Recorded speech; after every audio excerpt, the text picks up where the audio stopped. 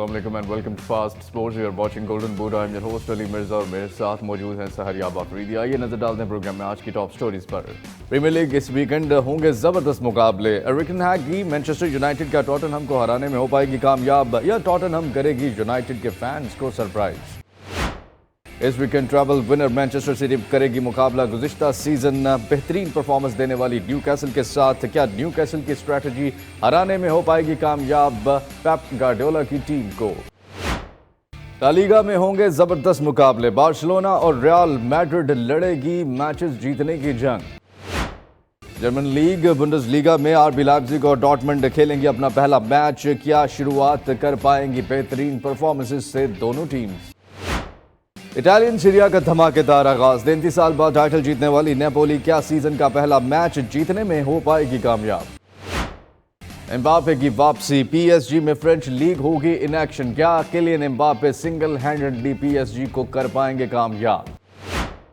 Lionel Messi ने Inter Miami join करने के बाद बार्सिलोना के बारे में क्या बयान दिया। सऊदी प्रो लीग में अल अहली की बेहतरीन परफॉर्मेंस। महारेज ने जादुई परफॉर्मेंस से अपनी टीम को फतह से हमकिनार किया। ग्रीजमैन ने मेसी और MLS लीग के बारे में क्या कहा, देखिए आज के प्रोग्राम में। चेल्सी के लिए बुरी खबर। कप्तान सीजन के आगाज में ही इंजरी का शिकार हो गए। आर्सेनल और इंग्लैंड के किस खिलाड़ी ने फुटबॉल को अलविदा कह दिया, ये सब कुछ देखिए आज गोल्डन बूट में।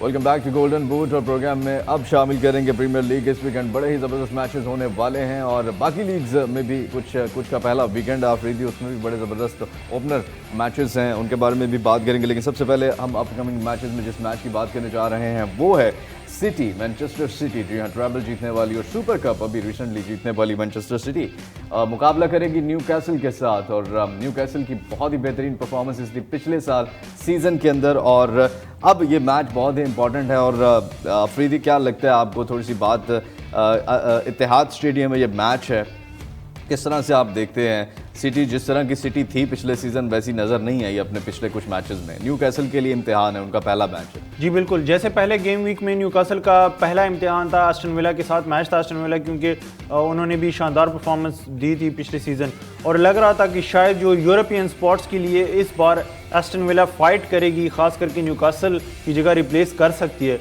उसमें तो न्यूकासल ने क्लियर स्टेटमेंट दे दिया कि वो वे अहेड है एस्टन विला के। अब मैनचेस्टर सिटी ने जिस तरह कम्युनिटी शील्ड और सुपर कप खेला, सुपर कप में देखें ना सेविया जैसी टीम से वो ऑलमोस्ट हार गई थी ऑलमोस्ट, क्योंकि पेनल्टीज तो लॉटरी होती है, वो तो किसी की भी निकल सकती है लॉटरी।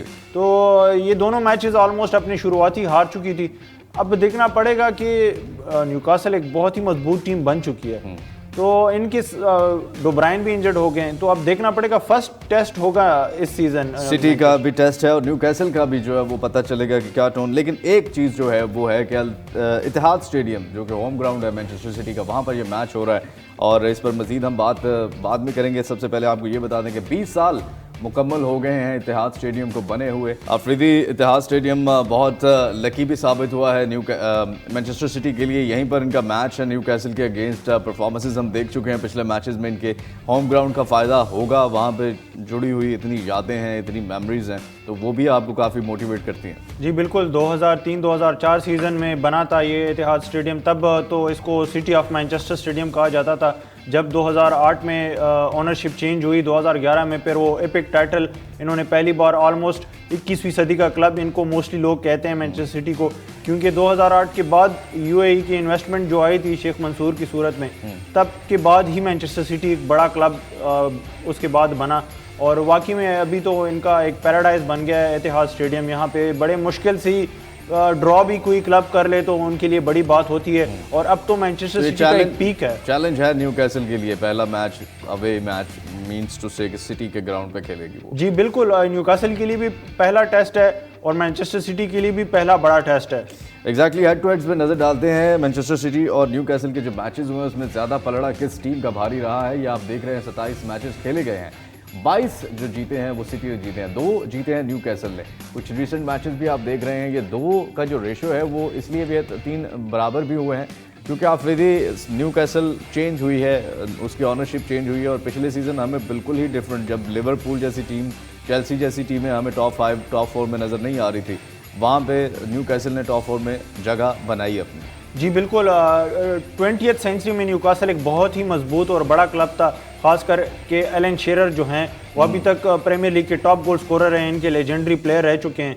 तो लेकिन 21वीं सदी में कोई खातिर खा इनकी परफॉर्मेंसेस नहीं है, और अभी ये जब ऑनरशिप चेंज हुई है PIF की, जो सऊदी प्राइवेट इन्वेस्टमेंट फंड है, वहाँ की इन्वेस्टमेंट आई है, तो क्लब बनने जा रहा है। और जिस तरह मैनचेस्टर सिटी 2008 में ऑनरशिप चेंज हुई थी और 11 में ही उन्होंने टाइटल जीत लिया था, तो मुझे लग रहा है इनको भी ज़्यादा अरसा नहीं लगेगा और शायद वो ट्रैक पे ये भी उस ग्लोरी को ये भी हासिल कर ले जल्दी। चलें, लेट्स सी। लेकिन वीकेंड बहुत शानदार और मज़ेदार होने वाला है फुटबॉल लवर्स के लिए, क्योंकि न्यूकैसल और मैनचेस्टर सिटी आपस में मैच खेलेगी। तो दूसरी तरफ जिस मैच की हम बात करने जा रहे हैं, मैनचेस्टर यूनाइटेड वर्सेस टॉटनहम का ये मैच, ये भी वीकेंड पे खेला जाएगा। ये भी बहुत ही इंपॉर्टेंट मैच है, क्योंकि यूनाइटेड भी लड़खड़ा रही थी पिछले सीज़न, और अभी भी जो शुरुआत में फ्रेंडली मैचेस हुए हैं कुछ, उसमें भी हमें कोई बहुत ही क्लिनिकल परफॉर्मेंस उनकी तरफ से नज़र नहीं आई। टॉटनहम में हैरी केन चले गए हैं, टॉटनहम पहले ही बड़ी जो है वो मुश्किलात में थी, इस तरह की परफॉर्मेंसेस, कोई ऐसी खातरखा परफॉर्मेंसेस नज़र नहीं आई।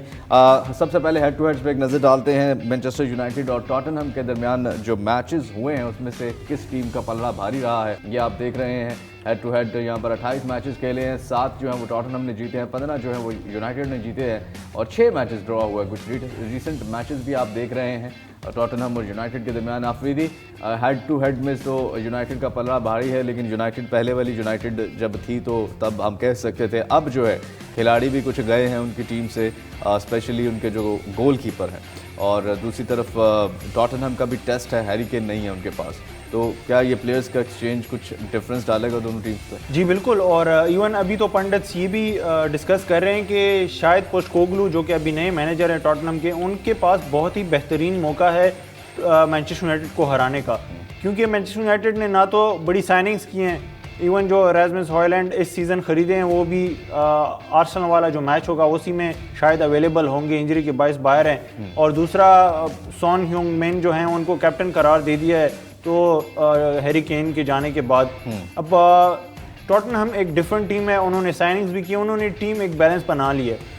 मैनचेस्टर यूनाइटेड के जो एरिक टेन हैग है वो अपनी परफेक्ट 11 ढूंढने के लिए अभी भी जो है वो गामजन है और कोशिश कर रहे हैं कि कौन सी उनकी परफेक्ट 11 तो पिछले सीजन की तरह तो नहीं होगा कि ब्रेंटफोर्ड की तरह 0-4 से हमें देखना पड़े यूनाइटेड की हार। इवन अगर आप पहला मैच इनका देख लें वुल्व्स के अगेंस्ट, उस मैच में भी ये 1-0 जीते हैं, और वुल्व्स को एक यकीनी पेनल्टी रेफरीज ने नहीं दी, VAR ने भी नहीं दी, जिसकी वजह से वो रेफरीज और VAR वाला जो रेफरी था उन सबको इस वीक के लिए ड्रॉप कर दिया है प्रीमियर लीग ने। तो वो मैच भी ये ऑलमोस्ट बराबर ही था। अगर आपको नहीं लगता जब तक ये मामलात ग्लेजर्स फैमिली वाले हल नहीं हो जाते, क्योंकि ये पिछले साल से शुरू हैं ये चीज़ें, कि हमने व्यूवर्स इस पर काफ़ी डिटेल्स में जो है वो शोज़ भी किए हैं और बताया भी है कि ग्लेजर्स फैमिली पहले बेचना चाहती थी, 6 बिलियन उन्होंने बोली का कहा था कि हमें इतनी जो है वो, फिर स्टॉक्स पे आ गए वो, उसमें जो गल्फ़ कंट्रीज़ लेने में इन्वॉल्व थे उन्होंने कहा जी आप कंप्लीट हमें दे देंगे, बाद में ये आ गए कि हम शेयर्स पे देंगे, और उसमें जो इंग्लैंड के ही इनके जो दूसरे वो बायर थे उन्होंने भी इंटरेस्ट शो किया। तो ये मामलात आपको नहीं लगता जब तक बैकग्राउंड पे चीज़ें हल नहीं हो जाती, क्योंकि वो लटक गया मामला, वो अभी तक हल नहीं हुआ।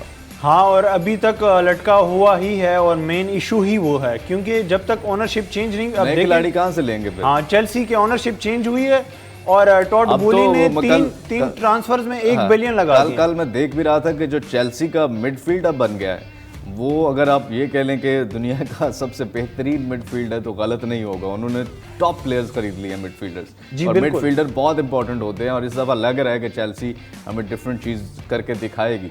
तो एनीवेज चलें, मैनचेस्टर यूनाइटेड की हायरिंग्स नहीं हुई, नहीं उन्होंने प्लेयर्स नए जो है वो नहीं लिए, टॉटनहम ने अपनी टीम बैलेंस कर ली है जैसे आफरीदी ने बताया है। तो लेट्स सी, ये मैच भी इस वीकेंड पे बहुत मज़ेदार होने जा रहा है, और ये काफ़ी थ्रिलिंग मैच होगा, इतना आसान मैच नहीं होगा दोनों टीम्स के लिए। लेट्स सी इस मैच में कौन सी टीम विन करती है। और अब नज़र डालते हैं इस वीक जो है वो सब लीग्स के जो टॉप मैचेस हैं उन पे, बाकी लीग्स भी हो रही हैं, कुछ का पहला वीक है, कुछ का जो है वो सेकंड वीक है, कौन कौन से मैचेस हो रहे हैं। आप देख रहे हैं प्रीमियर लीग में लिवरपूल और बॉर्नमथ का मैच है। आफरीदी, ये मैच भी काफ़ी इंपॉर्टेंट है लिवरपूल के लिए, क्योंकि लिवरपूल चेल्सी के अगेंस्ट पहले मैच में ड्रॉ किया था उन्होंने 1-1 गोल से, और किस तरह से आप इस मैच को देखते हैं? यकीनी फतह चाहिए लिवरपूल को। बिल्कुल, और बॉर्नमथ ने लास्ट सीज़न भी है, ये जो गुज़िश्ता सीज़न था उसमें भी लिवरपूल को बहुत टफ टाइम दिया था, तो लिवरपूल को एटलीस्ट ये तो जीतना चाहिए। बिल्कुल, वेस्ट हैम का भी आप टॉटनहम यूनाइटेड, सिटी, न्यूकैसल जिनका हम बता चुके हैं आपको। वेस्ट हैम वर्सेस चेल्सी के लिए भी इंपॉर्टेंट मैच है क्योंकि उन्होंने भी लिवरपूल के अगेंस्ट एक गोल से बराबर किया था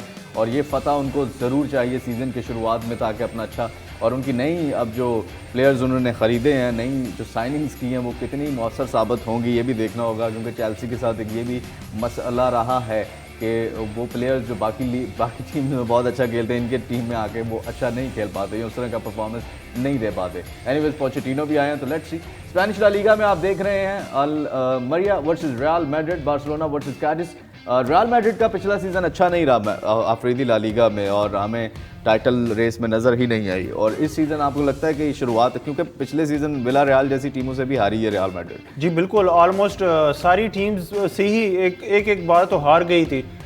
दूसरा ये कि रियल मैड्रिड अभी इस सीज़न तो उन्होंने स्टार्ट अच्छा लिया है, बार्सिलोना अपना पहला मैच ड्रॉ कर पाई थी, तो अभी उनको मतलब एक एडवांटेज मिल गया है बार्सिलोना के ऊपर। इटालियन सीरिया में आप देख रहे हैं फ्रोसिनोने वर्सेस नेपोली का मैच, इंटर मिलान वर्सेस मोन्जा का मैच और ओडिनेसे वर्सेस यूवेंटस का ये मैचेस हैं। तीनों के आसान मैचेस हैं, इतने मुश्किल मैचेस नहीं हैं। यूवेंटस को ये अपना जीतना होगा मैच, क्योंकि पिछले सीज़न भी उतार चढ़ाव का शिकार रही है फाइनेंशियल क्राइसिस की वजह से। जर्मन बुंडेसलीगा में आप देख रहे हैं आरबी लाइप्जिग वर्सेस लेवरक्यूजन, बहुत ही कांटेदार ये मैच होने जा रहा है। डॉर्टमुंड वर्सेस क्लोन और यूनियन बर्लिन वर्सेस माइंस के दरमियान मैच है। फ्रेंच लीग जैसे हमने हेडलाइन में भी आपने सुना, पीएसजी और टूल्स के दरमियान ये मैच है और पीएसजी में सबसे मज़े की बात है कि हमें खेलते हुए नजर आएंगे किलियन एम्बापे। अब मेसी नहीं है, नेमार नहीं है, तो किलियन एम्बापे के लिए मैदान खुला है और आपको लगता है कि वो उनकी कमी पूरी कर सकते हैं या शायद उनसे बेहतर परफॉर्म कर जाएं क्योंकि अकेले होंगे? जी बिल्कुल, और शायद किलियन एम्बापे चाहते भी यही थे कि उनका टारगेट मैन जो है वो टीम में वो बने और उनके अराउंड टीम बनाई जाए, और ऑलमोस्ट सारा कुछ वही हुआ है। तो कैप्टन भी हैं कि नहीं है, क्योंकि कैप्टनसी दी तो थी इन्हें? नहीं, कैप्टन तो हैं, कैप्टन। चलिए लेट्स सी पीएसजी क्या करती है फ्रेंच लीग के अपने इस पहले मैच के अंदर, और यहाँ पर एक छोटी सी ब्रेक का वक्त हो जाता है। Welcome back to golden boot, और प्रोग्राम में आप शामिल करेंगे पाकिस्तान में फुटबॉल में क्या चल रहा है। माज अहमद हमें ज्वाइन कर चुके हैं। माज, थैंक यू वेरी मच। और सबसे पहले तो आज लास्ट डेट थी, डेडलाइन थी जो क्वालिफायर के मैचेस होने थे। पाकिस्तान में एक होना था, एक अवे मैच था। क्या कुछ वेन्यू फाइनल हुआ या अभी तक कोई खबर नहीं है? पाकिस्तान में जितनी तंजीमें हैं, normalisation committee, Pakistan sports board और जितने मुतल्लिका इदारे हैं, इनका इस्लामाबाद वाले वेन्यू पे इत्तेफाक राय हो गया है। अच्छा, बड़ी खुशकिस्मती से। और अब ये जो जिन्ना स्टेडियम है उस पर? जी बिल्कुल, जिन्ना स्टेडियम।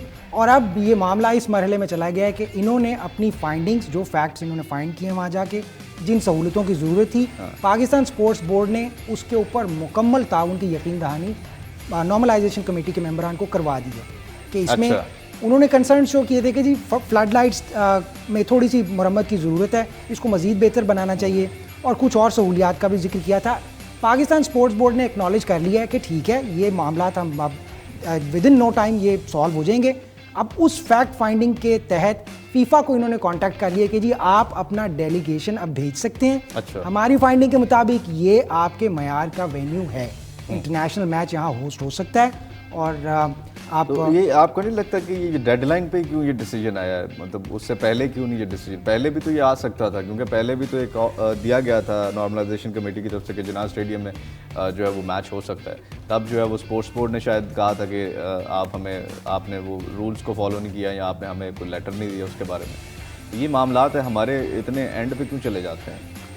मुझे लगता है कि वो कम्युनिकेशन ब्रिज करते करते उनको टाइम इतना मिला। डीजी स्पोर्ट्स बोर्ड ने ही केम फॉरवर्ड और उन्होंने बड़े वाशगाफ अल्फाज में कहा कि अगर किसी ताउन की ज़रूरत है तो वी आर अवेलेबल, हम दस्तयाब हैं, आप हमें बताएं तो सही आपके मसाइल हैं क्या। अच्छा। एक तो सबसे बड़ा इनिशिएटिव ये लगा मुझे कि उनकी तरफ से एक स्टेप फॉरवर्ड हुआ। उन्होंने कहा हम आगे आते हैं, हमें बताएं, अगर आप रिलक्टेंट हैं, आप बात नहीं कर रहे इस मामले पे, तो हमें बताएं, we can help you out. एक ये बात थी। दूसरी बात ये कि उनकी इस क्लियर कॉल ऑफ कोऑपरेशन को इन्होंने रिस्पॉन्ड किया। इन्होंने अपने डेलीगेशन को भेजकर 2 दिन में ये मामला, हाँ यही तो यही बात है ना, जिस तरह आप बता भी रहे हैं कि 2 दिन में ये मामला हल हुआ है। ये मामला लटक रहा था काफ़ी दिनों से और हम जो है वो व्यूवर्स आपको बता भी रहे थे। तो एकदम जो आज हुआ है, आज डेडलाइन थी, क्योंकि आप उससे पहले भी कर सकते थे और एक अच्छा जो है वो उसको क्या कहते हैं आप, इम्प्रेशन दे सकते थे एक अच्छा, कि हम जो है वो अच्छी तरह से चीज़ों को लेके चल रहे हैं। बट आज के फैसले से हो तो गया, लेकिन लग ऐसे ही रहा है कि ये भी हमें ज़्यादा शायद खुशी नहीं होनी चाहिए इस चीज़ की, वो इसलिए कि ये भी बिल्कुल आखिरी एक नोट पे हुआ है और अब भी वो लाल झंडी कहीं ना कहीं है कि फ़ीफ़ा डेलीगेशन को बुलाया है और ख़ुद जो है वो कॉन्फिडेंस है नहीं है। अब वो आके कह दे कि नहीं है मयार के मुताबिक, देन व्हाट, फिर इनके आपस में जो है मसले मसाइल शुरू हो वेरी जाएंगे। राइट। इसके लिए they have a fall back option, उन्होंने सऊदी हुकाम से भी रब्ता किया हुआ है। अच्छा। और गॉड फॉरबिड अगर वो मना करते हैं कि ये वेन्यू हमारे मेयार के मुताबिक नहीं है, आपकी असेसमेंट ठीक है, लेकिन जो हमने मेयार सेट किया हुआ है या जो डिफाइंड मेजर्स हैं उनके मुताबिक ये नहीं है, तो फिर सऊदी अरेबिया का कोई stadium as a fall back plan इन्होंने सजेस्ट किया हुआ है कि हम अगर यहाँ नहीं होस्ट टीम करते भी सारी सऊदी अरब को ही दे दें, फेडरेशन भी सारी सऊदी अरब को ही दे दें, फिर वही सारी टीम को भी देख ले और सारा कुछ बना ले। एनीवेज लेट्स सी, हमें जो है वो ज़रूरत पड़ जाती है, सॉरी टू से मास, बट ये बटर ट्रुथ हैं जो हमें कहने पड़ेंगे कि मतलब आपके पास टैलेंट भी है, आपके पास ब्रिलियंस भी है, आपके लोग भी हैं जो ब्रिलियंट माइंड, यही लोग जो है वो बाहर जाते हैं और इंडिविजुअल ब्रिलियंस दिखाते हैं और किसी टीम के साथ जुड़ जाएं। जैसे प्रीमियर लीग के भी एक दो क्लब्स हैं जिनके जो ऑनर्स हैं वो पाकिस्तानी, आपने बताया था। तो अब देखें कि इंडिविजुअल हमारे डॉक्टर्स बाहर चले जाते हैं तो यहाँ पे वो कुछ नहीं कर पाते, वहाँ पे इंडिविजुअल परफॉर्मेंस देते हैं और ब्रिलियंस दिखाते हैं। आप अपनी तरफ से जो आपने मौके लोगों के लिए पैदा करने शुरू किए हैं, आप, मेरी तो इंतहाई आजिज़ाना गुजारिश है कि आप वो करते रहें। आपका ये नया सिलसिला जो आप लोगों ने बच्चों को इनकरेज करने के लिए अपना एक फ़ोन नंबर देना शुरू किया है कि वो व्हाट्सएप पे अपना स्किल डिस्प्ले कर सकते हैं, we can even invite them on the show. इंशाल्लाह ये मुझे इतना अच्छा लगा, यकीन करें कि मुझे बहुत पसंद आया कि आप किसी ना किसी लेवल पे अपनी कैपेसिटी में रहते हुए एक पैट ऑन द बैक रखते हैं। हम तो अपनी कैपेसिटी फेडरेशन को भी देने को तैयार हैं और उनको भी हमने शुरू में काफ़ी कहा भी था और इवन हमने बहुत से मैचेस भी कवर किए थे, बट वो क्या होता है, ताली दोनों हाथों से बजती है और बिल्कुल फ्री ऑफ कॉस्ट किए थे, कोई हमारा उसके बाद भी कोई उनके साथ वो ऐसा मामलात नहीं थे। और हम बड़ा ब्लंटली बोल रहे हैं यहाँ पे, वो इसीलिए बोल रहे हैं कि मतलब वी आर हेयर और हम अपनी सर्विसेज प्रोवाइड करने के लिए तैयार हैं, लेकिन वहाँ से जब अपने वो नहीं कर पाएंगे, क्यों नहीं कर पाएंगे, क्योंकि उनके अपने ही मसले मसाइल इतने ज़्यादा हैं, जब तक वो नहीं हल हो जाते तो वो किस तरह इस चीज़ की तरफ फोकस कर पाएंगे। हमारा तो प्लेटफॉर्म है, आप लेके आइए, टीम को लेके आइए, आप बच्चों को लेके आइए, हम आपसे कोई चार्ज नहीं करेंगे, कुछ नहीं करेंगे, आप जो है वो आप दें हमें, आप हमें बताएं, हम उसको स्प्रेड करेंगे और बताएंगे। और हमारा मोटिव यही है, जो बच्चों को भी हम वीडियोस के लिए कह रहे हैं और हमें काफ़ी बच्चे भेज भी रहे हैं और आप यकीन करें कि कुछ की कॉल्स भी आई हैं और इतने वो क्यूट मतलब उनके लम्हात थे, उन्होंने फ़ोन करके रिक्वेस्ट की है, कुछ चीज़ें बताई हैं उन्होंने, कोयटा तक से मतलब कॉल्स आई हैं, दीर वाली साइड से कॉल्स आई हैं, तो मतलब पूरे पाकिस्तान में जो है वो लोग हम तक रीच कर रहे हैं और बता रहे हैं और वो अपने टैलेंट को शोकेस करना चाहते हैं और उनमें अक्सर बच्चे जो हैं वो क्लब्स के हैं, लोकल क्लब्स के हैं जो हमें भेज रहे हैं। तो मकसद सिर्फ एक ही है व्यूवर्स, ये गोल्डन बूट करने का मकसद भी एक ही है, इस चैनल का शायद मकसद भी एक ही है, एंड दैट इज़ कि हमारी जो स्पोर्ट्स हैं उनमें बेहतरी आए, उनमें भी हम जो है वो देख पाएँ। और क्योंकि हमें खुशी होगी जब हम क्रिकेट में देखते हैं बाबर आजम को सेंचुरी करते हुए या डिफरेंट लीग्स में जाते हुए, तो वहाँ पे लीग्स सॉरी टू से मतलब जो PSL या बाकी श्रीलंकन लीग में वो खेल, तो हम जो है वो इसी तरह अपने इन प्लेयर्स को भी देख सकें और इनकी भी तारीफ़ कर सकें और वो खुशी हो सके और पाकिस्तान का नाम ऊंचा हो सके। चलिए लेट्स सी, जिन्ना स्टेडियम बहरहाल फाइनल हो चुका है, फीफा देखते हैं वो क्या डेलीगेशन लेके आते हैं और क्या डिसाइड करते हैं और उसके बाद फिर हम क्या सऊदी अरब में खेलते हुए नज़र आएंगे या फिर अपना जो हमारा होम का मैच है वो अपने होम पे ही खेलेंगे। नेक्स्ट जो है वो ज़िला दीर के बारे में एक न्यूज़ है और ज़िला दीर बहुत ही खूबसूरत इलाका है। माज मैं ख़ुद भी 25 दिन वहाँ पे रहा हूँ किसी ज़माने में और टूर्नामेंट का आगाज़ हो रहा है और ये मैंने अपना इसलिए बताया कि मैंने अपनी इन आंखों से देखा है, वहाँ पे बहुत टैलेंट है फुटबॉल का और बहुत कमाल के मैंने वहाँ पे बच्चे और लड़के देखे खेलते हुए। खैबर पख्तूनख्वा बलोचिस्तान में बहुत टैलेंट है, वहाँ के क्लब्स बड़े मशहूर हैं। बलोचिस्तान में भी मैं रहा हूँ और वहाँ पे भी आप बिलीव करें जो रॉबर्टो कार्लोस की जो वो मूविंग स्किल्स होती थी और खेलते हुए, वो मैंने बच्चों को छोटे छोटे बच्चे और उनको देखा है वहाँ पे खेलते हुए और वो ऐसी सी स्किल्स कि आप सोच के ये पाकिस्तान में ये बच्चे हैं। तो डेफिनेटली ये इस तरह का टूर्नामेंट जो अभी आगाज़ हो रहा है दीर में भी, कितना इसमें एक तो इनसाइट बताएं इसका क्या है, कौन कौन सी टीम्स आ रही हैं और कितना बेनिफिशरी है अपने उस सूबे अपने उस इलाके के लिए। बेनिफिशरी इस पर्सपेक्टिव से है कि एक तो KPK फुटबॉल एसोसिएशन जो है वो, और जो डिविजनल स्पोर्ट्स ऑफिसर्स हैं, जो डिस्ट्रिक्ट स्पोर्ट्स ऑफिसर हैं, उनकी इन्वॉल्वमेंट है और वहाँ के जो नोटेबल्स और इन्फ्लुएंसर्स हैं वो भी इस पूरी एक्टिविटी को वो उसकी सरबराही कर रहे हैं, उनके ज़ेरे निगरानी हो रहा है, जिससे अब एक बड़ा वाज़े पैगाम है उनकी जानिब से कि we want to play, we want to encourage sports. और वो इस सिलसिले में उन्होंने अपने बड़े जितने भी मुअज़्ज़िज़ इलाकाई लोग हैं उनको इकट्ठा किया है, उनकी ज़ेरे निगरानी उन्होंने 10 रोज़ा ये टूर्नामेंट वहाँ पर हो रहा है और क्रिकेट और फुटबॉल दोनों इकट्ठे वो इनकरेज कर रहे हैं। क्रिकेट के भी मुकाबले हैं और फुटबॉल के भी मुकाबले हैं। अच्छा, ये भी अगर कहा जाए कि पाकिस्तान में फुटबॉल में जो प्राइवेट लोग हैं, जो बिजनेसमैन हैं या जो इलाकाई जो मुअज़्ज़िज़ीन हैं, ये बहुत इंटरेस्ट रखते हैं। लोगों को शायद ये लगता है कि सिर्फ क्रिकेट में इनका इंटरेस्ट है, लेकिन ये अपने अपने इलाकों में, इवन गुजरांवाला में अगर आप चले जाएं या बाकी शहरों में चले जाएं, तो वो अपने अपने गली मोहल्लों की एक वो टूर्नामेंट्स करवाते रहते हैं। वो नाइट के टूर्नामेंट्स भी होते हैं, फ्लड लाइट्स लगवा के प्रॉपर। तो ये चीज़ें पाकिस्तान में होती हैं, ये नहीं है कि सिर्फ क्रिकेट को ही हाईलाइट किया जाता है, बल्कि मुझे याद है जब हम भी खेला करते तो सीज़न आता था, 4 महीने क्रिकेट, 5 महीने फुटबॉल। तो वो होता हम खुद टूर्नामेंट्स खेलते थे फ्लड लाइट्स लगा के और प्रॉपर जो है वो कंपटीशन। तो ये चीज़ें होती हैं और वो लोग जो हैं वहाँ के जो बड़े होते हैं उस कम्युनिटी के, वो खुद पार्टिसिपेट करते हैं एज अ मेहमान खुसूसी और वो सारी चीज़ें। तो ये अच्छी बात है। हम सिर्फ यही दिखाना भी चाहते हैं ताकि वो और इनकरेज हो सके हमारे लोग, और हमारी जो फेडरेशन है वो या हमारी जो हुकूमत है उसकी भी तवज्जो जा सके इस तरफ। बड़ा ज़बरदस्त टैलेंट हमें वहाँ से मिल सकता है। जी डेफिनेटली, इंशाल्लाह। और मुझे भी उम्मीद है कि फ्यूचर में वहाँ से बहुत ज़्यादा कंट्रीब्यूट किया जाएगा। बिल्कुल जी, ज़िला दीर में 10 रोज़ा टूर्नामेंट का आगाज़ कर दिया गया और इसकी भी अपडेट्स हम आपको शोज़ में देते रहेंगे। और आपको याद होगा हमने आपको बताया था नॉर्वे में स्ट्रीट चाइल्ड जो हमारे प्लेयर्स हैं वो रनर अप आए हैं वर्ल्ड कप, दूसरी बार पहुँचे हैं वर्ल्ड कप में और वर्ल्ड कप नहीं जीत पाए लेकिन रनर अप आए हैं और बहुत ही ज़बरदस्त उनकी परफॉर्मेंस भी रही है। और उनको इनकरेज करने के लिए जो है वो डीजी स्पोर्ट्स जो है उन्होंने उनको खसूसी इनामात से भी नवाजा है। थोड़ी सी इनसाइड स्टोरी बताएं, ये कैसे मुमकिन हुआ? और देखें वो आ ही गए लाइमलाइट में। जी, एक तो उनमें से ये अंडर 16 का कैंप भी ज्वाइन कर चुका है, अच्छा, विच इज मुझे लगता है कि मिरेकल हुआ है। और not they are 6 years 7 years old। आपका वोट इतना ताकतवर है, ये मुझे यकीन अब आया है कि उन्होंने under 16 camp. I told you। अच्छा, चले, तो ये तो बड़ी खुशी की बात है क्योंकि वो उन्हीं बच्चों में से हमारे कैंप्स में जा रहे हैं, तो अच्छी बात है। तो ये खबर क्या है? ये लंडी कोतल से जिन स्पोर्ट्स पर्सनालिटीज़ का ताल्लुक था, जिस तरह शाहीन शाह अफरीदी जो हमारे हैं, वो उनके भाई रियाज अफरीदी, वो पहले साबिक टेस्ट क्रिकेटर भी रहे हैं और क्रिकेट में उनका बड़ा इन्फ्लुएंस है अभी भी। और फिर ये अभी स्ट्रीट चाइल्ड जो नॉर्वे कप खेल के आए हैं, इनका एक कैप्टन तुफैल शुनवारी, वो भी उसका ताल्लुक भी लंडी कोतल से है। अच्छा, तो उनको भी, उन बच्चों में से भी उनको भी उन्होंने इस तकरीब में उनको एजाज़ात से नवाजा है। प्राउडली कम्युनिटी शील्ड्स उनमें डिस्ट्रीब्यूट किए हैं और उनको as a token of appreciation उनको उन्होंने सराहा है बुला के, which is a very good thing. Exactly, बिल्कुल। हालांकि ये प्राइवेट ऑर्गेनाइजेशन की तरफ से था, इसमें भी इन्वॉल्वमेंट है। डायरेक्टर स्पोर्ट्स बोर्ड वहाँ पर मौजूद थे और साथ साथ मैं आपको बता सकता हूँ इनको स्पोर्ट्स हीरोज़ अवार्ड के तौर पर उन्होंने इस तकरीब का इनेकाद मुमकिन बनाया है। और इसमें मकामी ओहदेदार भी थे खैबर पख्तूनख्वा गवर्नमेंट के, तो which has made it influential. Obviously लोग वहाँ पर जब इकट्ठे हुए हैं तो इन तमाम अफराद की मौजूदगी की वजह से इस इवेंट को एक इम्पोर्टेंस दी। तो इनकरेजमेंट आपको जो है वो आप इनकरेज भी होते हैं और यही हम वो चाहते भी हैं। हालांकि एक प्राइवेट एनजीओ की तरफ से ये मुकाबले करवाए जाते हैं और आप ये देखें कि जब आप अच्छा परफॉर्म करते हैं तो फिर आप लाइमलाइट में आते हैं, फिर आप खेलते हैं तो आप आते हैं, आप लाइमलाइट लेने के लिए नहीं खेलते।